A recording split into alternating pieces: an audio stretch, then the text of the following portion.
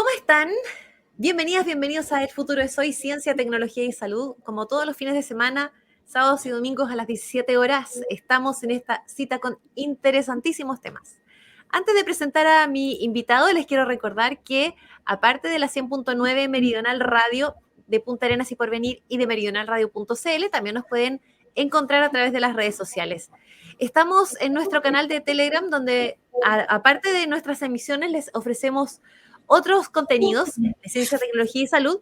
Es t.me/el futuro es hoy mr. También estamos en Facebook, en Instagram y en Twitter como el futuro es hoy mr. Y también en YouTube.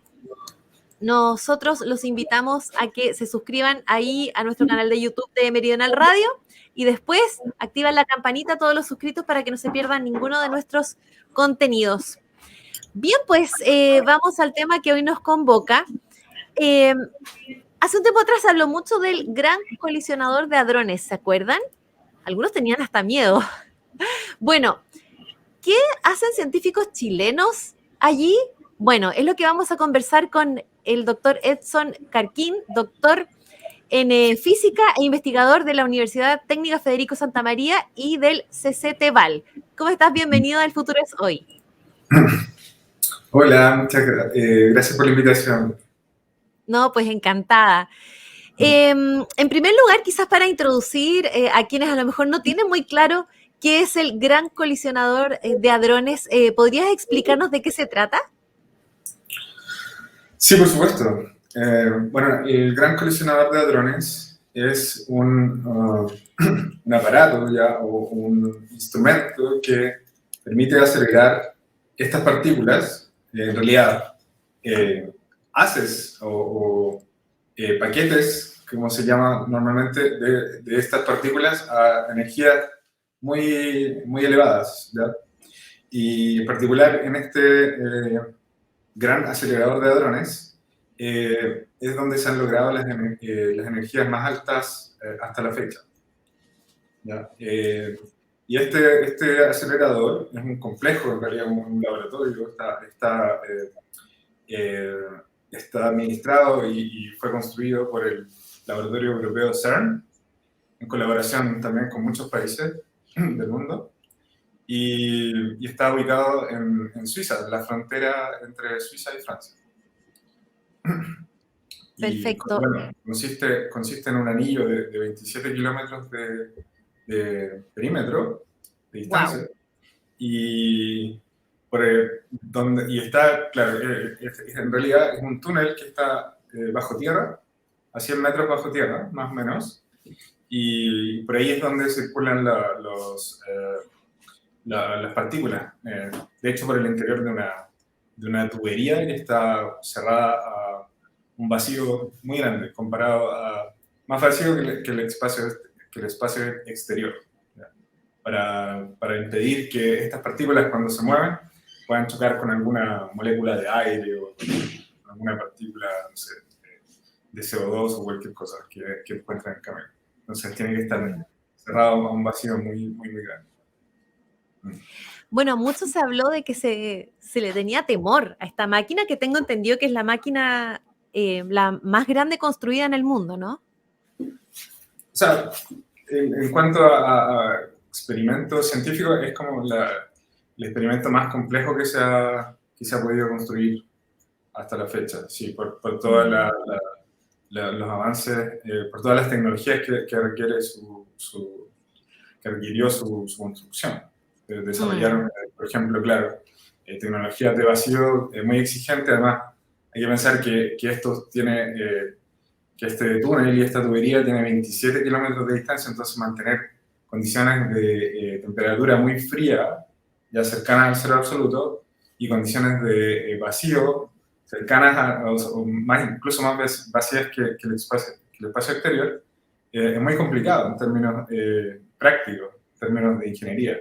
Entonces, en ese sentido, por lo demás también mantener, operando todo este sistema, todas estas partículas que, bueno, cuando está funcionando el haz, completa la vuelta entera a los 27 kilómetros, y lograr estas energías gigantescas también requiere de imanes muy poderosos.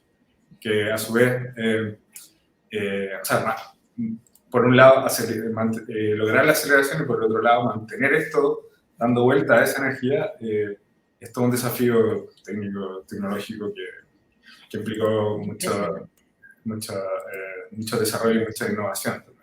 Impresionante. Ahora, muchos le temían, había mitos alrededor de esto. ¿Por qué esto puede revestir alguna especie de temor? Cosa que, por lo que he visto, ha estado todo bien, no ha pasado nada. Sí.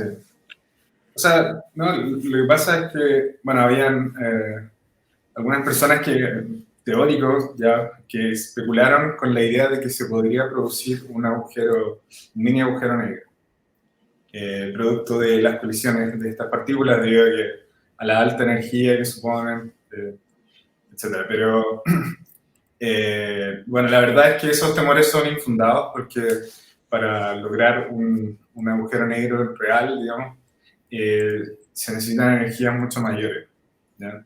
Y se necesita que esa energía además esté condensada en una, esté localizada en un punto a una distancia y que esté concentrada en una distancia muy pequeña. Entonces, es difícil que se den todas esas condiciones con la energía del LHC, si bien es una energía grande para las partículas, ¿no? Estamos hablando de objetos que son subatómicos, ¿ya? O sea, son objetos que son lo que constituyen los átomos, ¿ya? Un átomo de hidrógeno, por ejemplo, es un protón.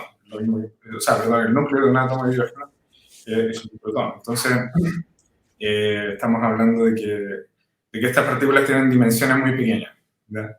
Y si bien la energía a la que logramos acelerarla es muy grande, ¿ya? Y estas partículas llegan a velocidades cercanas a la de la luz, aún así la energía total, por ejemplo, que lleva el haz, ¿ya? Que está circulando por este anillo, en total es comparable, por ejemplo, a la energía que lleva una locomotora que se mueve a 200 kilómetros por hora, ¿no? Que si bien, claro, no es muy impresionante porque hay locomotoras que se mueven incluso más rápido y no sé, y otras cosas que pueden lograr esa energía. Entonces, claro, en el fondo esos temores eran infundados porque en el fondo la energía que tenemos disponible en el LHC no es suficiente para lograr ese fenómeno, que se crea un agujero negro. Y que eventualmente ese agujero negro pueda absorber a la Tierra. Claro. Nunca faltan las conspiraciones. Claro que sí. Parecía una película, ¿no? Claro, va ahí. La ficción ayuda bastante también. Así que bueno, estamos conversando con el doctor Edson Carquín. Él es doctor en física e investigador de la Universidad Técnica Federico Santa María y del CCT-Val. ¿Y por qué estamos hablando del colisionador de hadrones? Bueno, porque científicos como él, chilenos, están participando en este proyecto. ¿Cuál es la participación de ustedes en este proyecto? Sí, bueno, Chile participa desde hace más de 10 años en en uno de los experimentos del LHC. Ya nosotros no participamos directamente del acelerador, ¿ya? Porque hay que tener en cuenta que este acelerador lo que hace es proveer de estas partículas altamente energéticas, ¿ya? Y de hacerlas colisionar, ¿ya? Porque lo que buscamos en el fondo es que lograr que estas partículas que circulan en una dirección y en la otra se encuentren en ciertos puntos, ¿ya? Y colisionen, ¿ya? Y después nosotros, o sea, la parte interesante, de hecho, la más interesante, por lo menos para mí, es analizar lo que sucede después de, o sea, los productos de estas colisiones, ¿ya? Porque estas partículas, los protones, al chocar a muy alta energía, se desintegran, ¿ya? Y crean otras partículas nuevas, ¿ya? Entonces, bueno, nosotros, uno de los experimentos del LHC, ¿ya? Que son, hay 4 grandes. Nosotros participamos en Chile en uno de ellos, ¿ya? En el experimento Atlas, que es de hecho el más grande en tamaño, ¿ya? Y claro, y en esta colaboración, bueno, participan más de 40 países, ¿ya? Y hay más de 3.000 científicos que trabajan y que Wow. participan de la, de la, del análisis, de todo lo que implica, porque en realidad es un proyecto que requiere una cantidad de trabajo muy grande para que funcione, para sacarlo adelante, desde construir el detector o los detectores, instalarlos Ujú. en el lugar donde está el acelerador, en el punto de colisión, y después preocuparse de que todo funcione correctamente y después analizar los datos que salen de ahí y después escribir papers científicos o artículos científicos con el resultado del análisis de los datos, ¿ya? Entonces es realmente una tarea titánica que requiere miles de personas que participen. Entonces Chile Increíble. participa desde hace más de 10 años y en principio eran las primeras instituciones que participaron chilenas fueron la Universidad Técnica Federico Santa María, que es donde yo trabajo, y la Católica, la Universidad Católica de Chile, la Pontificia. Pero actualmente, bueno, ha ido creciendo el grupo y ya hay 3 instituciones más que participan en Atlas. Son la Universidad de Tarapacá, la Universidad Andrés Bello y la Universidad de La Serena. Y Excelente. ha ido creciendo el grupo de participantes chilenos. Y bueno, uno de los grandes aportes que se hizo al experimento Atlas fue la construcción de nuevos detectores, ¿ya? Y que se tuvo lugar acá, principalmente en la Federico Santa María, en esta universidad, y que también hubo participación de la Universidad Católica en ese proceso. Y se construyeron parte de la actualización de los detectores de los nuevos detectores que fueron a reemplazar una, eh, una parte del sistema que detecta un tipo especial de partículas que se llaman los muones, ¿ya? Que son los muones que se emiten acá y son muy importantes, por ejemplo, para estudiar ciertos tipos de partículas como el bosón de Higgs, por ejemplo. Muy, muy, muy interesante, muy complejo, increíble, aparte tantas personas que trabajan. ¿Y cómo llegan científicos chilenos allí? ¿Por alguna red? ¿Por algún proyecto en especial? Bueno, acá en Chile igual había una cierta, no sé, bueno, había un grupo de físicos teóricos, ¿ya? Que, bueno, se formaron en Estados Unidos, en distintos lugares, y también estaban localizados en estas 2 instituciones, ¿ya? Donde ellos se dedicaban a la física de partículas, teórica y fenomenológica. Entonces, en el fondo, claro, no sé bien cómo se gestó inicialmente el tema, pero finalmente, claro, fueron ellos los que hicieron el contacto con el CERN y mediante el Ministerio, o sea, el Ministerio de Educación y el CONICET de ese tiempo, la persona que estaba de director o directora de Fondesit, eh, firmaron el acuerdo de cooperación con el CERN, que es el laboratorio que administra todo esto. Y en particular para participar en el experimento Atlas, ¿ya?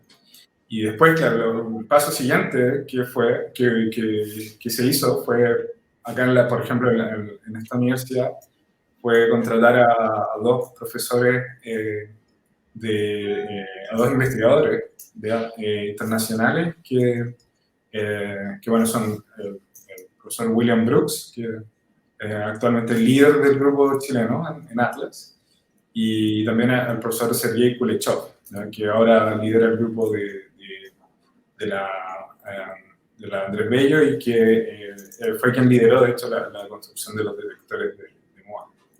Entonces, eso, claro, y también ahí el CCTVAL tuvo un rol importante porque fue uno de los proyectos que más fuertemente impulsó la construcción de estos detectores. Sí. Genial. Así que bueno, estamos con el doctor Edson Carquín, doctor en física e investigador de la Universidad Técnica Federico Santa María y el CCTVAL. Estamos hablando de la participación de él y otros científicos chilenos en el Gran Colisionador de Hadrones, que sembró el pánico en algún momento. Pero aquí estamos, quizá la destrucción del planeta está más cerca de Rusia con Ucrania que este experimento científico. Pero bueno, estábamos hablando hoy de las conspiraciones. Y por último, ¿qué es lo que queda en adelante? Me imagino que con tanto trabajo que hacer, quedarán un par de años todavía de investigación. ¿Qué queda en adelante para ustedes? Bueno, cabe mencionar también que en este momento está comenzando un nuevo periodo de funcionamiento del acelerador, del LHC, y los detectores que se construyeron acá ya están instalados, de hecho, en el experimento, y están en proceso de puesta en marcha, ¿ya? Así como todos los sistemas del experimento.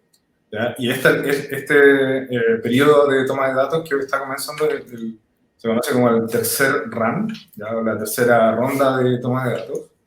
Y ya han habido dos antes, eso quiere decir que antes hubo dos más. Y de hecho, bueno, el experimento, tanto el acelerador como el experimento estuvieron parados como 3 años para poder hacer un montón de actualizaciones y mejoras en los sistemas, ¿ya? Entonces, ahora estamos volviendo a tomar datos y a hacer funcionar todos el experimento y el acelerador. Entonces, durante todo este año van a empezar a haber colisiones. De hecho, este año también es un año importante porque se cumplen 10 años del descubrimiento del bosón de Higgs, ¿ya? Que es el gran hito que ha logrado por una parte el LHC como acelerador y los experimentos Atlas y CMS, que se llama el otro, que lograron medir comprobar la existencia de esta partícula analizando precisamente los datos de las colisiones entre protones, ¿ya? Y esto sucedió 10 años atrás. Ya en el 2012 fue cuando se descubrió, cuando se hizo pública la evidencia que demostraba la existencia de esta partícula, ya que era, por otra parte, fue una partícula que se propuso teóricamente en los años 60, ¿ya? Para explicar toda la fenomenología que se observaba de las partículas subatómicas, ¿ya? Tanto sus interacciones como los mecanismos por los cuales adquieren su masa, etc. Es un poco complejo de explicar, pero fue muy notable que después de 40 años de que esta partícula fue propuesta teóricamente, se encontró. ¿Ya? Se encontró en el experimento y se demostró que existía y con las propiedades también que fueron predichas por el modelo. Entonces, es un gran logro para la ciencia y para la humanidad, ¿ya? Y entonces, bueno, ahora nosotros la idea es de lo que viene más adelante es, bueno, seguir analizando, seguir estudiando esta partícula, ya que es que es la que tenemos ahí y que, bueno, lograr comprender todas sus propiedades, ya es un proceso que va a tomar años, ya todavía hay mucho que estudiar, hay mucho que aprender sobre las propiedades de esta partícula. Por ejemplo, una de esas propiedades en la que yo trabajo, en especial, es cómo interactúa esta partícula consigo misma, ¿ya? Entonces, para eso, para aprender esto, para saber, para tener una idea de ese mecanismo, necesitamos, ya no nos basta con producir solo una partícula de Higgs, sino que necesitamos tener dos, ¿ya? Entonces, como tú puedes imaginar, si producir una partícula de Higgs es muy difícil, producir dos partículas de Higgs es aún más aún más difícil. Entonces, en eso estamos, bueno, y es un proyecto en realidad a largo plazo, ¿ya? Porque se espera que el acelerador funcione por lo menos hasta 2036, ¿ya? Wow, O sea, hartos años más. Tomás. Y claro, y después en particular, en especial después de que termine esta ronda de toma de datos, va a empezar, se va a hacer una mejora sustantiva en el acelerador que va a permitir aumentar mucho la cantidad de colisiones que produce por segundo, ¿ya? En un par de órdenes de magnitud. Entonces, eso va a permitir también producir procesos que son aún más raros de los que se producen ahora. Y ahí, bueno, el acelerador va a entrar en una etapa de alta luminosidad, se llama, ¿ya? La luminosidad está relacionada con el número de partículas que se producen por segundo en el acelerador, en las colisiones, ¿no? Las colisiones por segundo. Entonces, claro, en esta etapa de alta luminosidad ya el acelerador va a producir mucha más cantidad de datos y como te decía, eventos que son aún más raros y va a funcionar bastante tiempo en esa modalidad. Entonces, todavía falta harto, muchos datos que analizar y mucho trabajo que hacer para, por una parte, seguir entendiendo el bosón de Higgs, ¿ya? Y sus propiedades, que es lo más importante en este momento. Pero también otra de las metas es lograr quizás descubrir física nueva, ¿ya? Porque resulta que el modelo teórico que describe las interacciones entre partículas fundamentales es muy exitoso, ¿ya? Se comporta súper bien y se han encontrado pocos procesos, pocos fenómenos que no puede explicar.